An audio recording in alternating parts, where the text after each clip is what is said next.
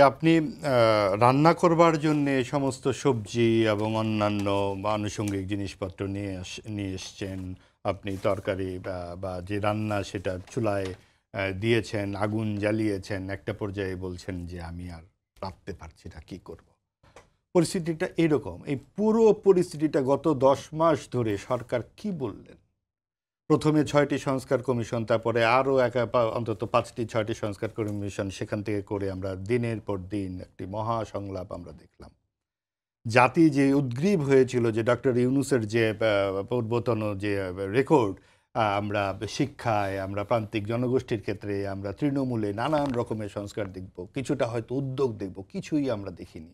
আমরা তারপরেও জাতি আশায় তাকিয়েছিল যে অন্তত এইখান থেকে হয়তো বা কিছু একটা দেখতে পাবো। আমরা একটা বিভাজিত রাজনৈতিক সংস্কৃতি আবিষ্কার করলাম। কি আবিষ্কার করলাম? আমরা দেখলাম যে এখানে যে মুক্তিযুদ্ধজাত একটি দেশের যে মূল স্তম্ভগুলো ছুঁড়ে ফেলে দেওয়া হচ্ছে।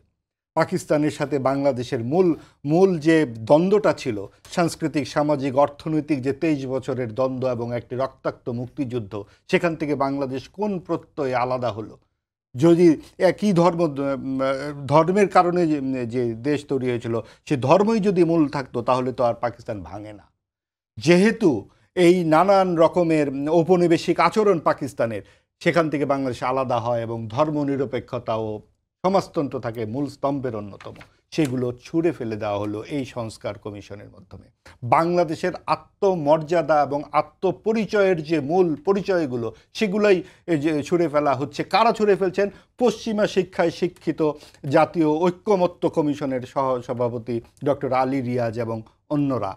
তারা যেই দেশে বাস করছেন, সেই দেশে তো সাম্প্রদায়িক রাজনীতি সেইভাবে মাথাচাড়া দিয়ে উঠতে পারেনি। সেই দেশে তো ধর্ম ব্যক্তিগত পর্যায়ে থাকে। আমরা একটি দরিদ্র দেশ, আমরা লেখাপড়া কম জানি, আমাদেরকে এই অলৌকিকতা দিয়ে নানানভাবে ভুলিয়ে ভালিয়ে আমাদের দেশটাকে চালাতে হবে। সেই জন্য এই সমস্ত জিনিসপত্র, আমাদের যে মুক্তিযুদ্ধ, সেটাকে ভুলিয়ে দেওয়া হবে।